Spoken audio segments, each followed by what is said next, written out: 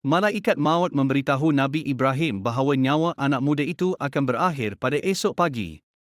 Malaikat maut memberitahu bahawa dirinya akan mencabut nyawa anak muda tersebut, namun pada esok pagi hingga ke petang Nabi Ibrahim melihat anak muda itu masih hidup.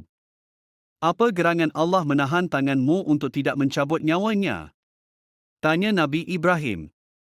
Wahai Ibrahim, di malam menjelang pernikahannya anak muda itu sedekahkan separuh dari harta kekayaannya, jadi Allah memutuskan untuk memanjangkan umur anak muda itu hingga engkau dapat melihatnya hidup sampai sekarang. Kematiannya ditahan oleh Allah.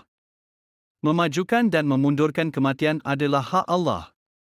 Dan Allah memberitahu melalui Rasulullahnya Nabi Muhammad bahawa sedekah itu boleh memanjangkan umur. Jadi bila disebut apakah sesuatu yang boleh menunda kematian anak muda itu yang sepatutnya tak akan sampai esok pagi, malaikat maut memberitahu bahawa dirinya memang akan mencabut nyawa anak muda tersebut, tapi Allah menahannya.